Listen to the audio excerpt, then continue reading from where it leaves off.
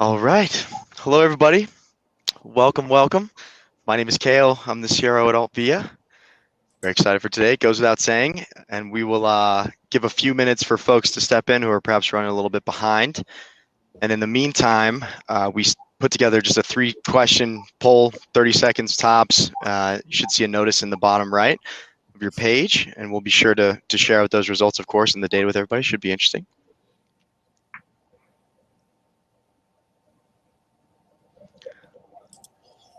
And I'm going to say this probably 15 times throughout the panel, so I might as well get the first one out of the way. But Jennifer and Rich, thank you for spending time with us today. Can't thank you enough. Thanks for having us. Yeah, excited to be here. Of course.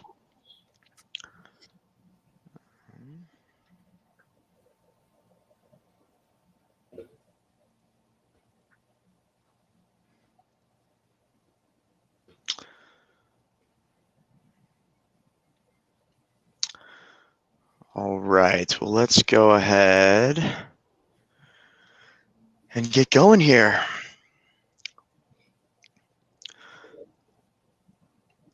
All right, excellent.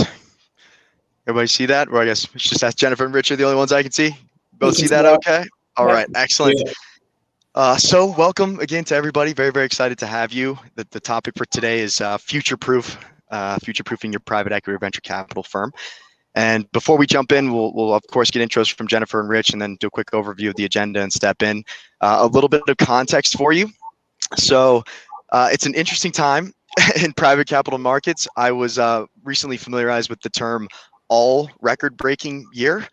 But across the board, right? So whether it's VC dollars invested, VC-backed exits, IPOs, M&A, you name it. And I think this is probably the most interesting data point for me, but for the first time, there are more private equity and venture capital firms than hedge funds.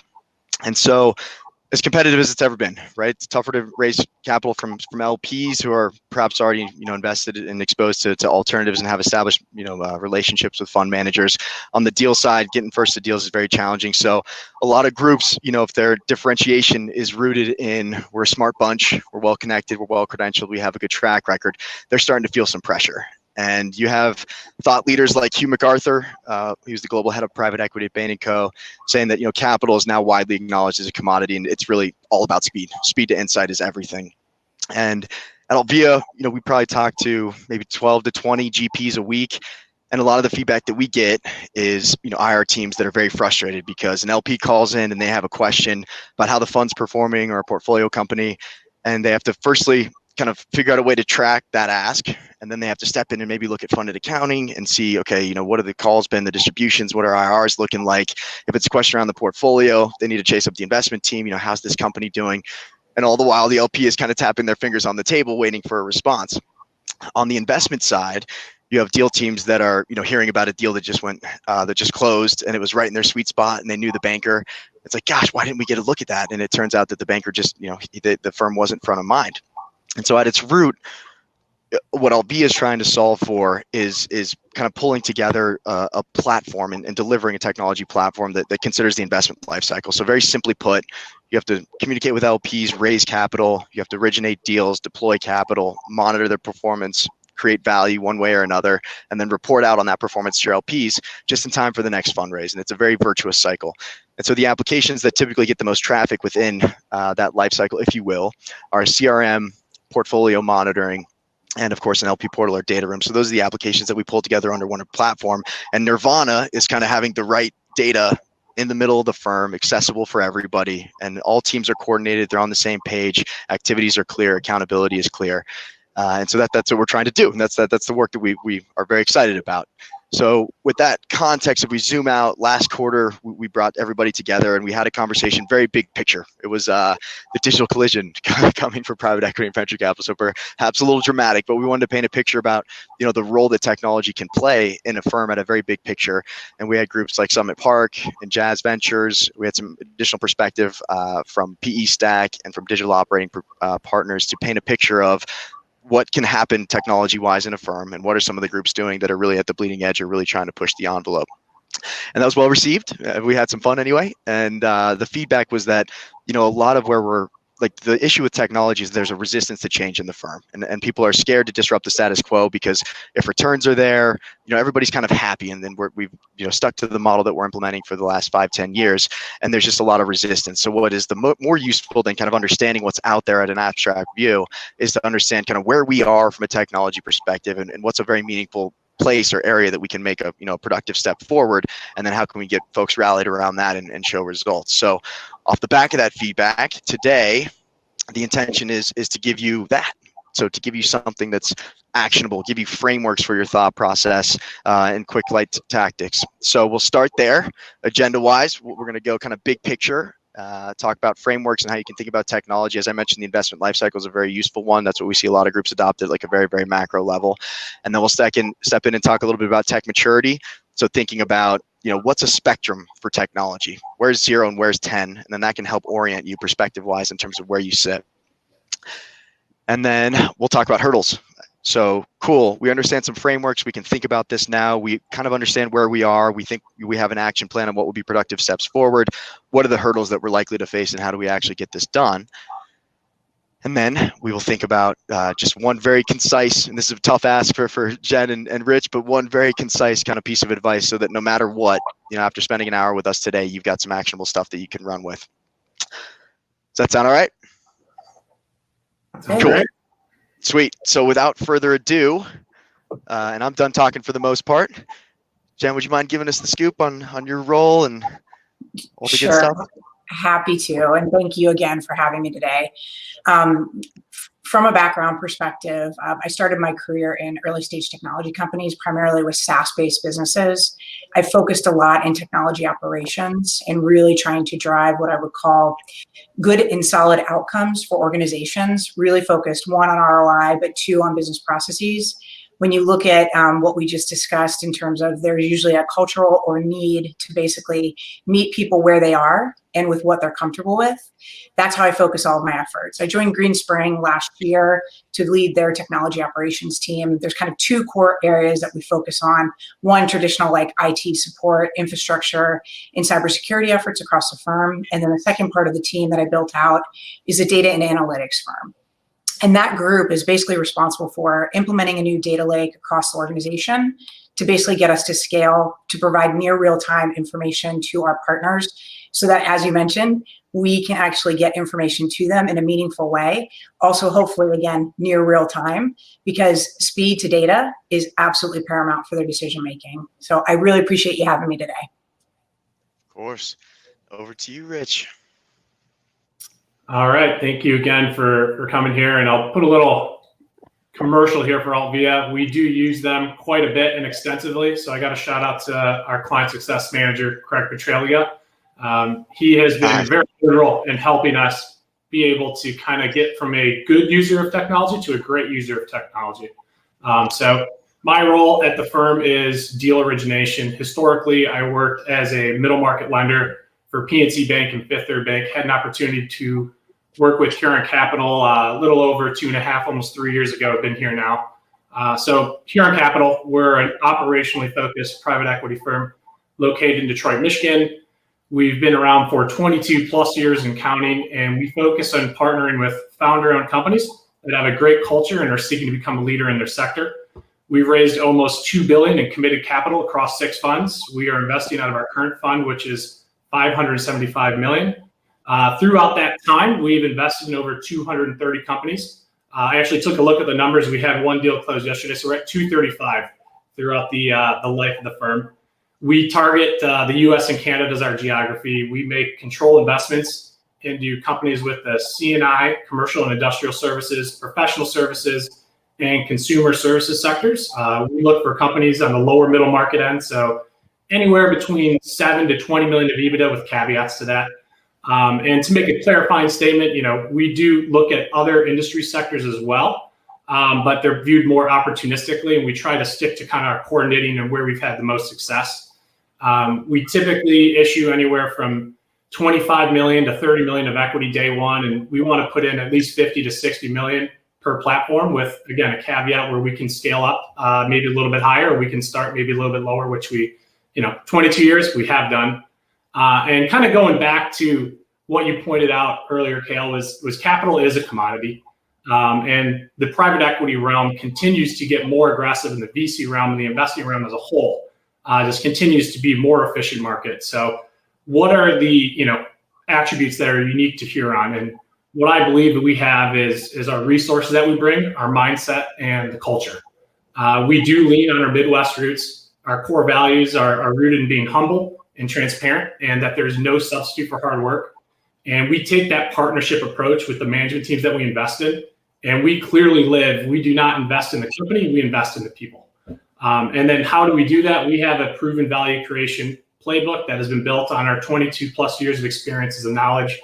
We also try to specialize in a buy and build approach to investing and pride ourselves in our ability to integrate acquisitions of companies so they operate as one succinct entity. And we also have additional resources in-house that are a bit unique to a firm our size.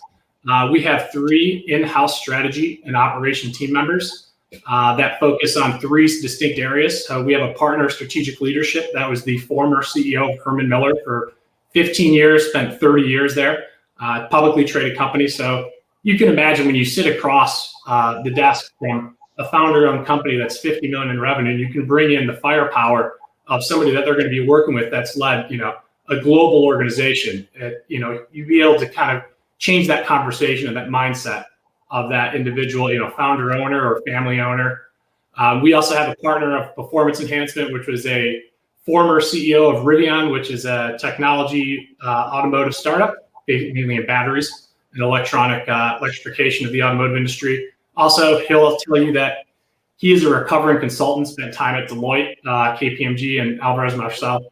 And we also have a partner of capital markets and portfolio management that helps all of our portfolio companies achieve the most efficient capital structure so that we can go out and invest in the companies in the most efficient and fast way. We also bring a vast network of relationships of executives that we bring to bolster, undermanaged and underinvested companies, which is fairly prevalent in the kind of area of the market that we focus on, which is the lower end of the market. And we try to bring in that human capital element and bolster those types of activities and professionalize certain activities across the board. And as we have actually experienced, human capital is the biggest issue that we're having at all of our portfolio companies and basically generally in the market, what we're seeing. We also have one other differentiator, which is our proprietary model to investing, which we call Exec Factor. And that is an executive-led investment model where we partner with the executive to develop an investment thesis and a white paper before even having a company in mind. We do live this. We have done this 16 times. And to no surprise, those platforms continue to be the most acquisitive, just based on the depth and knowledge of the sector that we obtained prior to making our first investment. And 6 of our current 18 platforms that we have today actually originated this way. So I said a lot there. I'll send it back to Cale. Right. Well, my goodness, that was some good stuff. That sounds fun. And then appreciate the shout out to Craig. I believe he's watching, but that's awesome stuff. Okay, cool. Well, I'll kill the video so we can actually see each other. All right, so starting with this concept, and I guess a quick note for the audience, we are almost done with it's framed as kind of like a buyer's guide, but it's very kind of tactical. And so it's going to encapsulate most of the patterns, most of the finding, the frameworks that we've picked up from the market over the last 18 months. So we're going to send that out in a white paper, which has some visual stuff like that. Unfortunately, we couldn't quite get it done by today, but that'll be included in the follow-up at some point. So don't worry too much. I mean, definitely take notes from the gold that's going to come from Jen and Rich's perspective, but we'll give you some stuff as well in follow-up to this. But cool, so let's kick off. So in terms of frameworks and like the role technology can play in a firm, and again, trying to be kind of actionable and simple in nature. If we can perhaps start with you, I know that you mentioned that a decision point was kind of thinking about like, all right, what is the information that we need and how do we kind of serve it up versus positioning our team to chase after it and kind of spend their day trying to acquire the information? Can we position things perhaps via technology such that it can be served up? Perhaps we can start there as kind of a lightweight way to think about where technology can play a role. Yeah, absolutely. So to provide context a little bit on what I do in the BD role, it is deal origination, but it's also, support of investment team thesis development, being a resource for market intel for our investment teams, The biggest thing that I pride myself on, and we do as a firm, is we want to know what deals are coming to market prior to getting the teaser. If you're getting the teaser, you're already behind, specifically in this market especially. We go out and we build relationships with the relevant intermediaries, executives, and what I call centers of influence in the investment community and the industry sectors that we target. I also have screening responsibilities, so I have to respond to all deals, screen the deals, bring them in or pass on them. And then there's a marketing aspect too, of educating the broader market on what our investment criteria is. So kind of in a summation, it's a jack of all trades and a master of none, with one caveat, that you have to be a master of your CRM, because we do get a vast amount of data. So over 22 years and in 6 funds, we've seen over 18,000 deals, and that number continues to grow every year. So how do you efficiently track? How do you efficiently analyze? You said not chasing after it, but having it actually pushed to you. So historically, we were much more of a generalist firm, and it was hard to kind of know what a Huron deal was. We went through and kind of did some work, and were able to focus on the sectors that we do like, and then we had the data in place that we were able to analyze to see where have we been most successful and where is relevance for us in the market.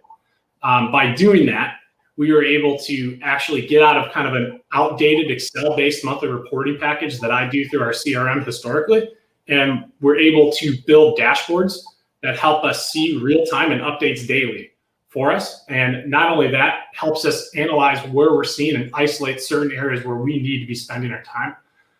This allows for us to be much more efficient on our BD strategy. It informs us not only monthly and quarterly, but on an annual basis, and helps guide what we're going to do for the future. And if we need to tweak, we can kind of see what's going on, day to day or week to week. So information, has pushed us. It's not something that we go in and dig and look at. So that's the biggest thing for us. And it starts with really spending the time to understand, and spending the time with Alvia or Craig to be able to say, this is where we're at today. What are other best practices? We really leaned on you guys to help us understand, what are other people doing? What have you seen? What are we missing? What are ways that we should be thinking about it? And then working together to get, a defined goal of what an outcome should look like. Love that. Yeah, because that's the other tendency too in technology, right? We call it blank canvas syndrome, where it's like, okay, what should we do with technology? And you bring in perhaps a technology consultant. It's like, well, what do you want to do? It's like, we need some best practice. We need some shoulders to stand on. We need a jump start here. But excellent. And Jen, I know, and this is so good. So we have a gentleman who heads up growth, and he has some mantras. And when you mentioned actionable outputs and delivery mechanisms, I was like, whew, I got to write that one down and then spread it all around. So I guess in that vein, it sounds like you and Richard are seeing things similarly. I guess, what would you add to his perspective there? For sure. I think he's spot on, right? You get out of the Excel files, Greenspring has 15 billion assets under management. And so when I came in, it's like, okay, how do you manage 21 years worth of data and history in a meaningful way that everyone has high confidence in the data that's being outputted and delivered across the firm? And really it comes down to, and I'm going to laugh when you talked about all the consultants that, will come in and say, hey, what would you like to do? And they're like, and let's do discovery for 2 to 3 months. And you're like, no, wait a second. Because at the end of the day, your firm best, right? And Rich knows exactly I need to get this information, and in order to make better decisions, I have to have these data points in order to turn the dials. And at the end of the day, if you can reach that conclusion and find out what are those dials that need to be turned, you're going to be more effective with deploying any type of strategy as it relates to technology, because it's an enabler. Right? It's an enabler for our people and for the decisions that we make as people and human beings. And so if you can focus on that, it's going to help drive better outcomes across the entire firm culturally from an acceptance perspective. But then in addition, if you're actually delivering, again, that near real time, I always say near real time, not real time, because it's not really actually true. And it's really, really tough to corner that. So I would say near real-time information, you're giving your team a better advantage, a competitive advantage across this landscape. Totally. And then something that we noticed too is the more technology progressive groups are typically less siloed culturally, because a lot of times the deal team is on an island, IR is on an island, and finance and ops are just kind of trying to keep everything together. And the more technology is woven in, the less they're kind of those cultural silos. And you have to feel for the fund of funds, because for those that have seen Inception, we always joke that you all are like 3 dreams deep. And it's like we're invested in a fund that's invested in a fund that has portfolios. So from a data perspective, it's geometric, right? It's the challenge is exponential. And at the end of the day, the questions that you get from your LPs or GPs is like, okay, so what's this indirect that you're invested in? How's it doing? And what's a performance? Where they get that tear sheet and they're like, wait a second, I didn't know this was going on. Are we invested in it? And you want to be able to answer that meaningfully, but also very quickly, right? To give them that information. And the reality is at our firm, I'm lucky. We work very collaboratively and we work across the organization. There's not that siloed approach in terms of how we attack these efforts. At the end of the day, everyone's focused on providing the best outcomes for our LPs, our GPs, and really delivering for the actual companies that we invest in. Totally. And so to change gears a little bit and just kind of considering like what information is useful and how do you serve it up? And there's also the kind of this notion like data entry and like big data, right? Like the tendency was to go out and hoard data, and then all of a sudden people are swimming in it and there's no sense of priority, or there's no sense of like meaningfulness, if that's a word. So the tendency is, firstly, we need to kind of the stick is the data entry in the organization and the upfront lift to kind of get to a place. And the carrot at the end is the visibility and kind of the ease of access, right? That's on the other side. So Jenna, to kind of change gears a little bit, but kind of still under this notion of frameworks, and then we'll change gears totally here. This concept too, like if you have kind of data as one bucket, and like what's the most useful information, and how do we make decisions quicker that give us speed, right, to the right deals, or make sure that we're front of mind with bankers, or we can be responsive to LPs so that we don't come off like they're calling Con Ed waiting for an energy bill update, right? This notion of like looking at workflow and task, because there's also, and not to get too abstract, but this sense of like we want our employees doing meaningful, fulfilling work and creative work. And so this analysis around like, all right, what are the repetitive manual tasks, and how do we take them off the plate so they can focus on more high value, high impact, high meaning work? So what's your take on that? Yeah, I love that you're using my high value work commentary that we talked about. No, that's exactly right. It comes down to, when you look at this, I am a big fan. This is one of my favorite things to do, is people see chaos.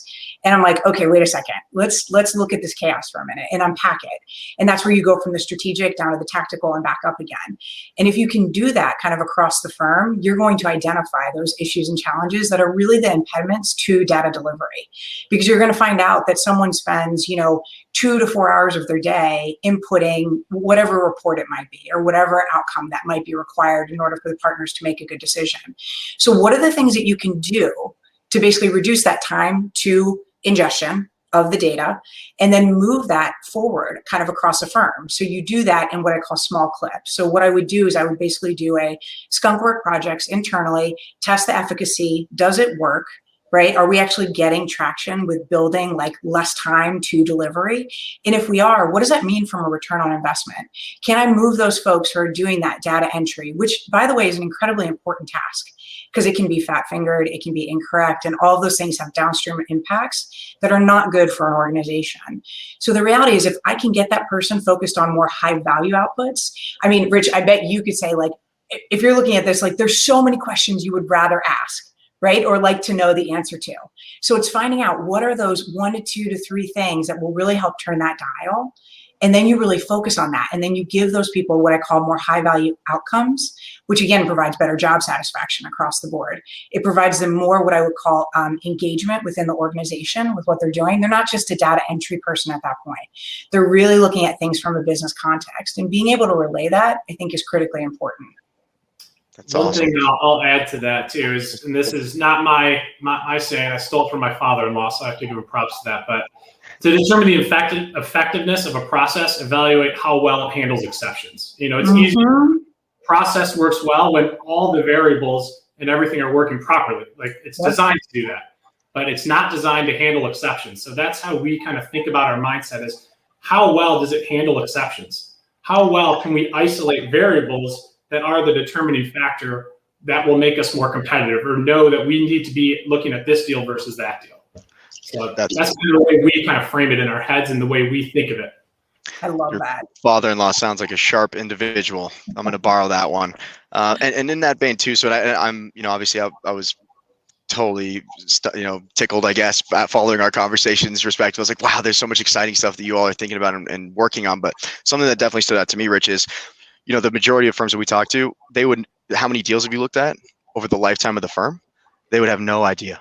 Or what were the conversion rates of certain deals? Or, let's talk about your coverage model, like who's giving you the most deals. Okay, but let's actually talk about the outcomes that you're trying to get to. Who's getting you the deals that convert and generate the best returns for the fund? Right. So those types of questions. And so this notion of analysis over time becomes available. And so how has your camp thought about, extracting insight from data, especially as you get the benefit of time? So I would say historically we were good at doing this stuff. It was always a function, and we always really, really leaned heavily on the business development function to extract insights of where we should be spending our time. I think we're on the path to being great, and hopefully with a real tangible opportunity to be kind of a market leader in this. So what we've done is basically created these automated dashboards along with obvious help, and we can isolate certain variables. Like early looks is a big one for us. So not only can we just see it by year, but we also slice and dice it by intermediary, by sector, by geography. By executive. What executives do we have on that team? Who do we talk to? Who do we look to? By any type of service providers that we worked with. So we can kind of see the whole deal environment of who worked on that deal with us, or what did we look at and why are we successful, and be able to pull out, specific reasons why we were good. A lot of times it comes down to just time. We had more time to be able to do it. We knew that deal was coming to market 3 weeks or 4 weeks ahead of everyone else. We were able to position ourselves to be the buyer of choice. And think of it from an investment banker's perspective. From an intermediary, they have an actual fiduciary responsibility to clear the market price, right? That's what they signed up for. They're incentivized to do that. But they also have to be able to have a clear reason to close with a certain party to give exclusivity to one person versus another. So you need to demonstrate that type of knowledge. And so what we needed to do is figure out who is showing us the best deals, who's showing us the most relevant deals, and where are they? We have a funnel tracker from the time we receive it to the time we can close. We have 5 different metrics that what's our yields through that and what's our yield through. And by doing that, we were able to isolate where we need to be spending our time and defining what those sectors are and why they're relevant and why we have demonstrated knowledge of them. Yeah, totally. Because then that's the difference between what's your sweet spot. It's like, technology companies with between $5 and $15 million in revenue and a clear line of sight to cash flow positive. It's like, that's most of them. Yeah, right. Yeah. So you got to dig, 2 or 3. But then when you talk to somebody who's data driven, to your point, it's like, we're talking to groups that have a growth rate of this with an acquisition cost of this and a concentration of the competitive set that looks like this, and there's complementary tech, and it's just a very different conversation. So cool. All right. Well, let's switch gears here a little bit, and we'll talk about tech maturity. And without kind of again zooming out to something very abstract, Jen, I loved your commentary around. And as we zoom out, right, and this is kind of the cliche about privates, is there's a ton of resistance to tech, right, and that there's resistance to change because they can't really grasp the perceived value because there's some lift to get there, right? So you got to move apartments, and most folks have never stepped into the new apartment, so they can't really believe that it's going to be that much better, and the apartment you're in is not that bad. So you talk about isolating a key or bite-size win. Yep. And then knocking it down and then building momentum within the firm that way and getting more kind of buy-in that technology can solve some problems. So can you give an example of that or give us a sense of how you think about it more specifically? Yeah, I mean, I think, and I'll go, I'll comment towards what Rich was talking about, like when you have automated dashboards. So we've taken that a step further. When we look at that, one, there's 2 things that help this. One, you have to have a culture that's open to at least a little bit of change. There has to be a bit of an appetite for that, knowing that there's got to be something that basically is moving forward from a market perspective or from a competitive advantage perspective that will help you. So you have to have that. And people can say that they have it. It doesn't necessarily mean that that's actually true in practice. So you need to ferret that out pretty quickly and understand whether that's actually something you can move forward. The second thing, you have to identify champions. There are going to be people within pockets, and this does not have anything to do with title. It has to do with who does the work. right? If they know that they can make their work and their day easier, they are automatically going to be more in tune with wanting to move something like this forward. So for us, we basically we're a Microsoft shop. So basically everything we do is through Power BI. So as we're pushing these out, we do some other things, like such as if we know that one of our partners is going to be coming out to market and raising, we want to know when that timing will be. So there's ticklers that are automatically set up so that the team doesn't have to basically go back and look through their notes and guess on the timing. So we've taken anything that we think is, and I don't want to call it low value work because it's actually really important work, but it's more what I would call not high brain function requirement, right? It's stuff that will, if they can just put it in one time, set it and forget it, and it automatically lets them know that they need to follow up on that. If we're talking to a company from a direct perspective, and we know that they're going to be out raising again at X time, we want to be able to look at that. But we also want to be able to go, okay, we also need to do a check on what's the growth of employee count? What are the things? So anything like that we can do from an automated perspective, that's how we approach and tackle that stuff. We look at it from, okay, let's take them out of those, again, low value added efforts, but that really can move things forward from the perspective of, okay, where do we want to spend our time and where should we be focusing? Got it. Yeah, or another concept too is like this notion of cognitive load. Yes. Right? Like how do we, we don't want our team worrying about did I brush my teeth this morning? Or when was I supposed to clean my room? When am I picking kids up from school? It's like automate that. Let those reminders come to you so that you can get into the work that's more creative and deeper focus. Yeah, that's actually a really good point, because also in the current environment we're in with the hybrid approach to how everyone is working right now, you almost have to do that because it is a different cognitive load. And there's a lot of outside factors that are impacting people every day. So, you're going to hear me talk about this every time. Like everything you do, whether it's data, technology, process, it's all centers around people. So you have to be able to basically map the efforts that you're doing to basically meet those needs of where they are at that time. And so I think that actually is a really great point. Cool. And Rich, I loved in our conversation, this notion, there's tasks that need to get done. And, for instance, if you have relationships with intermediaries, right, it's like, okay, I have a list of 100 bankers and I'm going to call 100 bankers every week, right? And you're executing the activities, but there's no sense of priority, right? So there's no leverage with your time. You're basically putting one unit of energy into each thing and expecting something back versus knowing that if you put one unit in, you might get 2 or 3 back. And that's where leverage happens. And that's where you get, speed and time to outcomes and things like that. So can you give us a sense of how you've introduced priority in your interactions with intermediaries or other areas in the firm where you were maybe considering all right, we know this activity needs to get done. We know it's a key element of our edge. How do we make sure we're spending our time on the high value, high probability, however you want to define it, activities? Yeah, so the way that I prioritize everything is capital deployment opportunities come first. So reviewing a platform opportunity is always going to be the number one thing that I do. And then the next opportunity is getting out in front of those deals to knowing what's coming to market. And then you need to house all that information, right? You need to be able to have it easily accessible and somewhere that you can pull it up immediately when you need to. So one of the biggest challenges that we've had is technology adoption and being able to house all of our information in one place instead of somebody putting it down on a piece of paper and having their notebook. And that's how they've been doing it for 20 years. So one thing that we do is we help with interactions with intermediaries. We're able to actually just keep all that in our CRM by being able to basically create an email, do the type of interaction, and that intermediary or that person's name, we send it to this automated email address and it gets logged into our CRM and it's there forever. And we can search by date, we can search by name, we can search by keyword function. It's all there and it's all tag, time, date, with who did it, who was on the call, what was discussed. So, that's kind of the biggest thing for me is prioritizing who you need to talk to. So developing our call lists and our calling strategy, and then creating a cadence around that, but also having to be responsive to deals as well. So it's always a fine balance between those two. But I always technically lean towards capital deployment opportunities first, and then intermediary interactions would be the next on the list. And then there's a myriad of other support functions that comes with that, with being able to do thesis development, marketing, communication, so on and so forth down the list. Totally. And so to recap too, just in the simplest sense for the audience here, right? So it's kind of using information to assign a sense of priority. So whether it's, the best quality deals are coming, and we'll just kind of stick to the coverage model conversation, right? Like we understand that our best opportunities are coming from this cohort of individuals. They are then prioritized as a tier one. And then what are the rhythms and what is the cadence that we assign to tier one so that we stay front of mind? And then that kind of works downstream into tier twos and tier threes. And you can use technology. You can use Alvia to do all that, right? Exactly right. So we've assigned a tiering system. Not to say that intermediaries, whether you're in a tier one or a tier three, you're not important.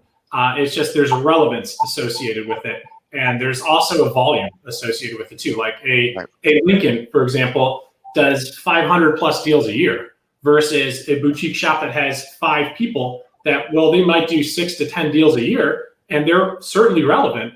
There's just not going to be that same level of volume and activity where you need to talk to them on a monthly or weekly basis. So, that's how we've kind of sliced and diced and tiered the data. I don't want any intermediaries to get upset because you're all important to me. So just want to keep that as a caveat. Awesome. All right. I'm just checking on the agenda here. So one last thing on kind of the framework too, that really stood out to me, Jen, is this notion of timelines.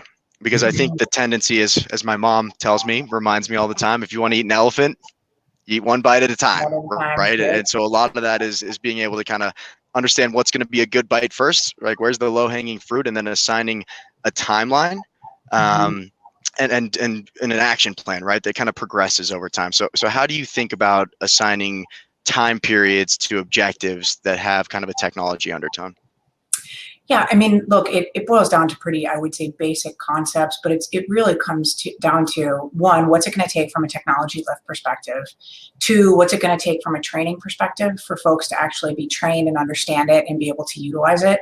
And then 3, what is it going to take from a full delivery? Because you can do like a beta test of some effort, whatever it might be. That could be your bite-sized chunk, and get kind of what I would call pre-buy-in to the actual delivery of the full suite of services. An example for us, like real life, Data Lake, when we started our effort, it's looking at, okay, we're not going to put in every single fund direct and secondary in our first swath when we jump into the deep end. We take the data and we basically say, okay, we're going to take one fund, we're going to take one direct, and we're going to look at that result and we're going to understand what that is. And we're actually going to take ones that are more complicated because it can show the efficacy of the product and what it will show from a reach perspective when a partner gets these reports to, direct to their inbox. And so from our side, that's really the best way we feel to accomplish it, but also to get early buy-in, because no matter what large technology undertaking that you're working through, there's always the trough of disillusionment. It always happens. So you're like, a few months into setting something up. Albeit you guys know this, you've worked with us for how long? How many different iterations have we gone through of updating, changing, moving things around, making sure that it really makes sense for our business? We're literally about to undertake another one with you, like I think in the next week or so. And so the reality is you're always looking at from the perspective, how am I going to provide the most value internally that again then relates out to external value? So that's the way I look at things when I'm basically mapping out timelines from the perspective of the teams. But you also have to have a high level of accountability. And that's a tough one. I think that's a tough one for a lot of folks. But if you've got everybody on the same page and you've all said, okay, this is our plan, this is what we're moving forward on, being very, what I would call, focused with your communications, making sure that they're frequent, that things stay top of mind, and that you give people a chance to provide feedback regularly and on, as needed basis.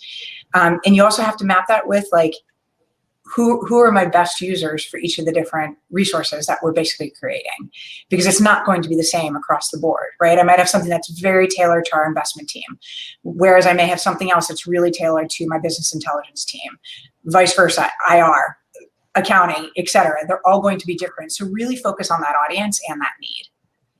Love it. And just a quick reminder for those that are new to Crowdcast, which is the tool we're going to be using to host these. In the bottom right, you should see a few options, and one should be ask a question. So if you have a question, we don't want you to wait. Just drop it in there, and then we'll kind of organize them and do our best to prioritize them. We'll spend the last 10 minutes trying to rock through those. So just a reminder, ask a question should be somewhere down there on your, or at least on my screen, and that might be backwards. It might be over there, but it'll say ask a question. Cool. All right, so let's change gears here.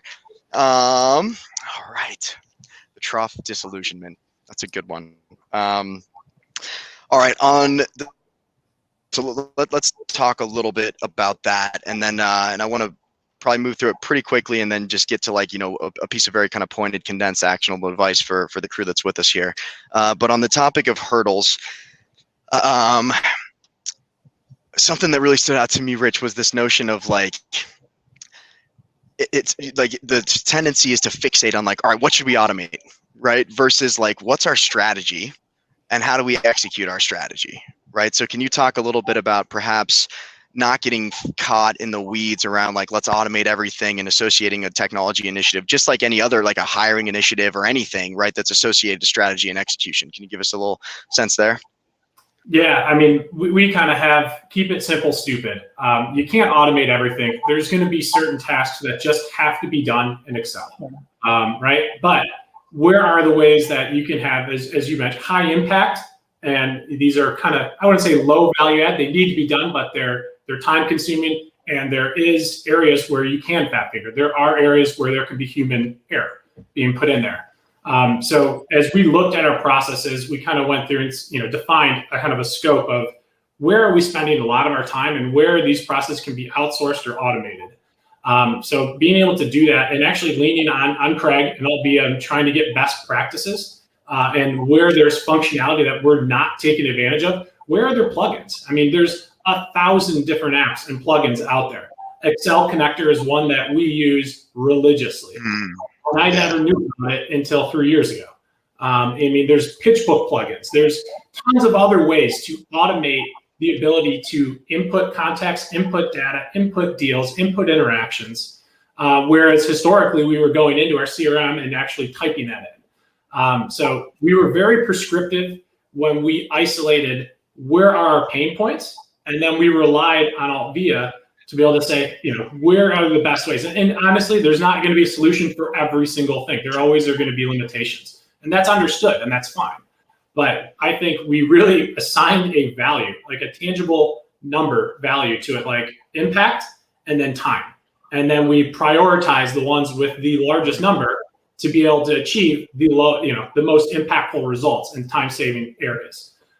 So, I mean, a couple examples of that is already things I mentioned: interactions, housing notes, logging deals, and then having that information pushed to us. So one thing that we have is an active pipeline, which we've been doing for years, but now it pushes us, hey, this deal's coming up for IOI. Where are we at with that? Like, we need to be able to get, how many calls have we had? How many banker calls? How many, sector calls, industry calls? Where are we at? We house all that. So it gives us and pushes us information so we know we don't fall behind, and it keeps us accountable. And accountability is another thing that I know Jen mentioned a couple times too. That's a big thing for us too, is keeping us all accountable, because we all have 10 other things that we need to do. Yeah. Awesome. Yeah, I love it. Time and impact. Yep. Over to you, Jen, please. Sorry, do you mind if I add something? Because I totally agree with Ray. And I think it's absolutely true, because there are some things that are just so important to leave with the human factor. The reality is that both Rich and I have I know the Altvia team is super talented, but we also have very talented teams and very talented team members who are incredibly seasoned, and they have these incredible relationships across the board. And if we lose that information that they're able to gain through the relationships that they've cultivated over time, that is a huge miss, right? It helps us to move forward faster, and it gives you maybe that intel that is not yet public, and which is really tough for us because we obviously play a lot in the private markets. So trying to get that information early, soon, fast, and how quickly can we get it into the CRM? So exactly, Rich, you can get it in the pipeline, you can get people moving on it. And that is how we get to the speed, right, of getting that information out and to the right people at the right time. And I don't want to diminish that at all, because technology is a great tool, but it is a tool, right? The people are really kind of like the secret sauce of what makes things move. Another example of that too is when we look at a new deal, right? We need to be able to see all the other deals we've ever looked at that are like this, and compare and contrast. There might have been attributes in this deal that are better than others. Why is that? How are we housing that? So that's the other thing too, is how quickly can you access that, and you don't have to go to 5 different places to get it. Historically, we were very disjointed. We had our SharePoint, we had our Huron drive, we had this, we had that. Now we've all basically migrated to just one spot. So when and they would always lean on BD to be able to go, hey, what was that deal? It was around this time frame. I came from here. And I'm on the phone. I'll tell you later. I could be like, here's the link to it. Go get it. And that's another thing I'm doing for adoption is I'm teaching them, like, this is how you find it. You can lead a horse to water, but you can't make it drink. So I'm leading everyone to water, basically telling them, like, this is how you find it. This is how you do it. It's up to you now to be able to do that. And then we create accountability around it. Totally.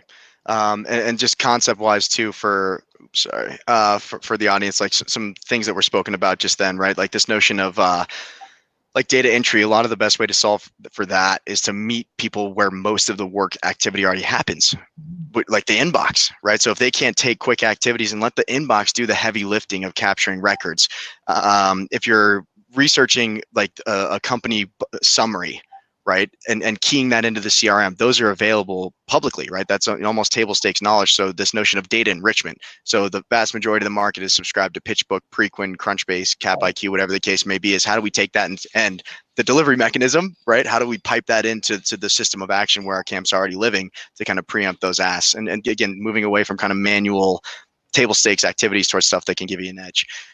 Excellent. One last topic on this piece. I guess, and this is a weird question, Jen, so I apologize, and I'm not sure you'll have an answer, but like in terms of like communicating, because there's the status quo and there's a lot of, and to zoom out, like the demographics are changing, right? And there's a much more kind of tech savvy kind of cohort that's coming in and making decisions and doing things. And they just assume that life is going to be the way that it is on their iPhone and they'll have access real time to information and things like that. But in terms of how you try to get buy-in on the lift to realize an imaginary pixie dust gain that has not been yet kind of observed, I guess, do you have any thoughts for that? I mean, I can just give you my real world example. When I basically came into Greenspring, one of the first things I had, Ashton and Jim, who are our founders, the founder and co-managing general managing partners, they are big proponents of this. They believe in being able to show information and data when they're meeting with folks directly. And so the lift that I had was probably less than maybe some others would have encountered, because I had two folks who are kind of leading the charge and the direction and the guidance of the organization across the board. On top of it, the entire team is behind this. I think even anybody who might have been a bit hesitant sees the value in us being able to have those real-time data feeds and being able to pipe that data automatically. I am a big proponent in anything that we can automate it where appropriate, like if it's the PitchBook API, Preqin, CapIQ, data feed for Snowflake, whatever it might be, do that, but make sure that the information is relevant and gives that stuff right up front. So from our side, it was, I would say, probably an easier lift than it might be in other organizations. So, and I think that kind of comes back to like show quick wins that don't require a ton of lift or a ton of buy-in to get to at least show them the kitchen in the apartment. Right? Yeah. And again, super supportive. When we went through this, the key thing with our MVP for the data lake was that we needed to be able to show actual direct actionable output. Right. And if I can show actionable output, this is what this will look like when it is in your hands. That is tangible. They can give feedback. It seems real, and they understand what is actually going to come in the future. And that matters at the end of the day. When you have a project that usually takes, anywhere from 10, 12, 24 months to deploy, that's a tough ask, right, of any organization, because that's where the fatigue comes in. It's a long time, and it's a really tough road to go down. And Rich, it sounds like you've done the same thing. But when you're taking 20 plus years of history to get that data transformed in a meaningful way, so that people can actually utilize it, and again, they have that confidence in it. That's the magic. It's a heavy lift. It's not pretty, but it matters. It matters tremendously. But we had an advantage because we were already fully baked with Alvia. So we have good data there. Our teams had already been involved in it. So there were some key advantages that I think I had walking in here that made this more palatable across the organization. But I think overall, our outcomes as well will be really meaningful for the longer term, which is really exciting. Totally. Yeah. And there's this notion too of, as you mentioned, kind of if there's cultural buy-in and groups are jazzed, especially at the executive level, that's half the battle, right? Because there's the top-down thing kind of permeates. And another thing that we hear a lot is that there's kind of a lack of feedback loops when it comes to like a technology champion. Like they'll do what they're doing in isolation versus pulling people in, just like simple one-question surveys. Like, what's the worst part of your day? right? And getting them to kind of co-create the initiative together, and just kind of first fixating on the painful areas, and then just letting them know that there's a better way. And then once you step into the better way, you keep the feedback loop going, right? So you just iterate your way to the promised land. Cool. So we've got 10 minutes left here. So I would ask, just in terms of, if you had one piece of advice, you're talking to a years here on the topic of like future proofing your firm or thinking about technology, implementing technology, what would be your piece of advice for them? Tough one. How do you boil 50 minutes down into one sentence? How about that? Yeah. I mean, make sure you understand your data. Like, first off, you have to be able to be capturing it and have it in one usable place. And then have a good partner to be able to help you understand and be prescriptive. You can't just come in, as you said, the blank canvas. You need to have an idea of, all right, we're here today. This is where we want to be. I don't know how to do the middle part. So help me understand where we can get through to the end goals. And you need to be very prescriptive. And I think Craig would probably say I was maybe a bit too prescriptive. We had like a living, breathing document of like 10 pages, literally down to like, go to this field, this object, this stuff, which got bigger and bigger and bigger as we continue to work on the project. But be prescriptive and have clear, definable goals in mind that meet the strategy. And if the strategy changes, that's fine, right? But you need to help have the data kind of inform the strategy, not manipulate the data to fit the strategy. So yeah, and something that you mentioned too, and that's outstanding to me, is like also kind of firstly getting a handle on the technology usage today, right? Like I think you did a quick analysis early days, and it was like, all right, 90% of our usage is anchored around 3 human beings. Mm-hmm. So how do we remove the kind of bottleneck of a champion? Because inevitably it's like, hey Jan, how do you do that thing, right? So they become a bottleneck, almost a magnet when there are issues. So how do you spread adoption more broadly? And again, position people and serve them up things that kind of coach them on how to get that stuff on their own, so that you remove those bottlenecks over time, kind of subliminally. So that's very good.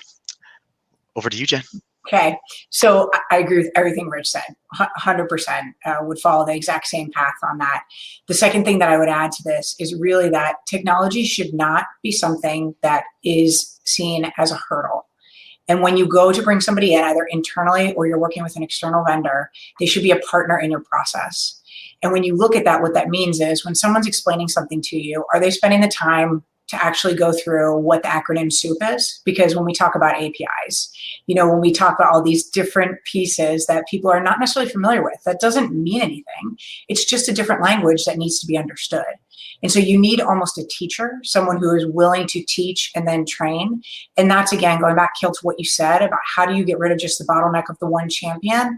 How do you build that kind of like entire group? So I found the one person, but who are the other people that work with them that also need to get that same information, same data? And you're going to find everyone has a different level of comfort with that. And it's, again, meeting that need. So we provide like training in multiple different ways. So it could be online, it could be in person, it could be whether we're doing like a Zoom, whatever it might be. It could be through written materials. You talked about your 10-page doc, like just making sure that there's user guides. Because look, the accountants that I work with, they would love to look at a user guide. They want to be able to see that, and they want to be able to reference it back and be able to go through that because they are very specific. They want to know the details. That might not fly for everyone else across the organization. And so it's making sure that you have the materials that support that effort and really help move this across as like, okay, this is what we're doing as an organization. It's not just one little siloed area that's going to be responsible for it. Totally. And a concept that I'm totally fascinated by, and there's a lot of thought that like all companies are tech companies, some just don't know it yet, right? Totally agree with that. We're like, if you do it right, the thing documents the thing, right? So, and it's like, hey, where's your playbook? It's between my ears. It's like, okay, well, we're about to onboard a new class of investment associates. Good luck articulating the playbook to them. Where Rich might say, here we go. These are our highest converting deals. Here are the attributes that are most associated with them. This is what the conversion time should look like for deals that are, and it's just a whole different conversation. And if anybody turns over, it's all good. It's defined in the system, right?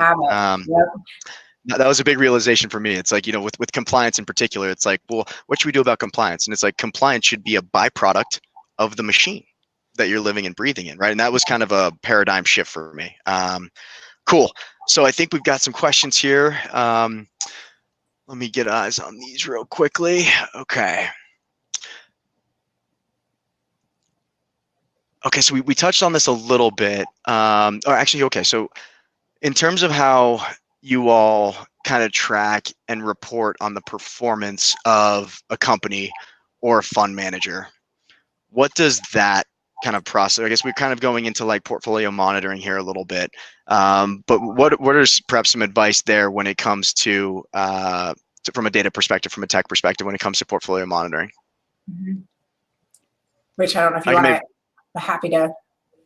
Yeah, I mean, I'm not on the portfolio monitoring side. I know that we still use Excel, but we also have an entire team of 4 people that works with a Power BI type intelligence to create monthly reporting packages, quarterly and annual reviews. But that's the extent of my knowledge that I can actually bring to bear. So I'll lean on you, Jim.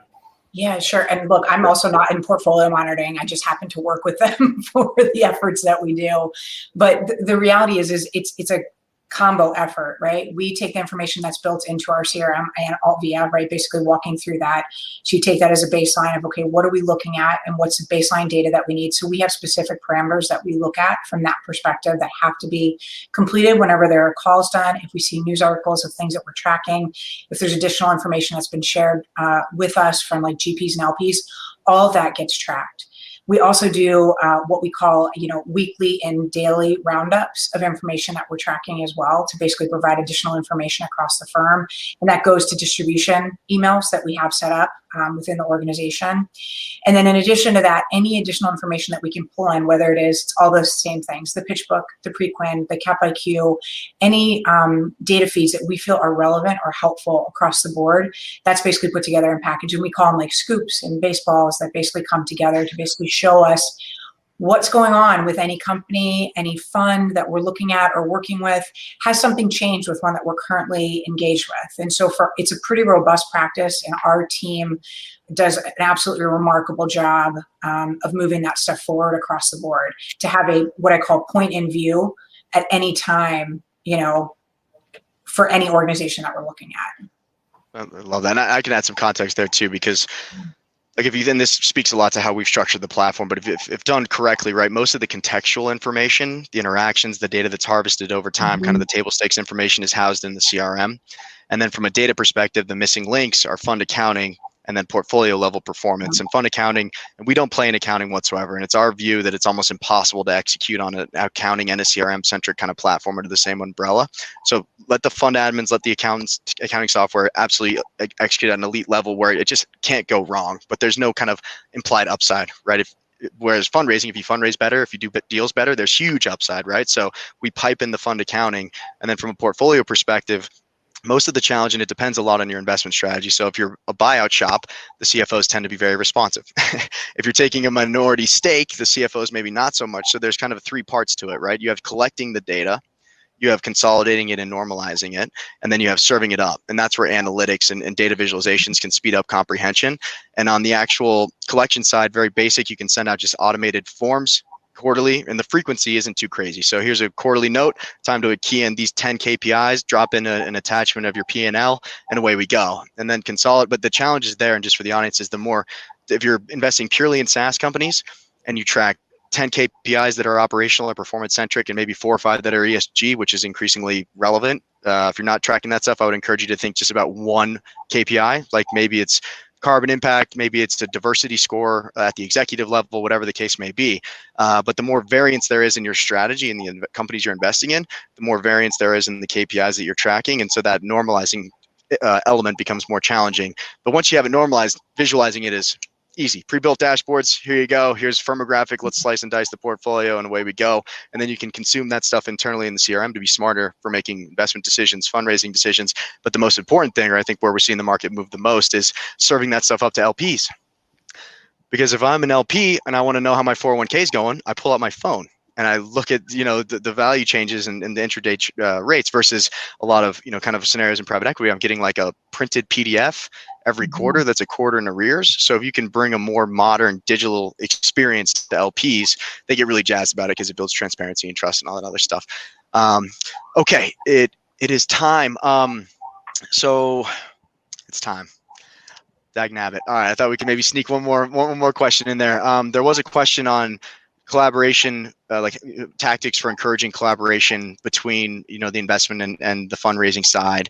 So perhaps I'll throw a note in some of the follow-ups, and then tactics for encouraging colleagues to use technology to streamline their stuff. I think we touched on that pretty substantively. So in follow-up, and thank you all. There's no one around to clap. I'll clap. Jen, Rich, you both absolutely rock. This is totally awesome. In follow-up, I'll put together a piece to kind of address that question. And then we also have that buyer's guide, but it's more kind of a guide for technology adoption over time and how to think about it. We'll socialize that, and hopefully that's useful. And then we'll send a quick survey.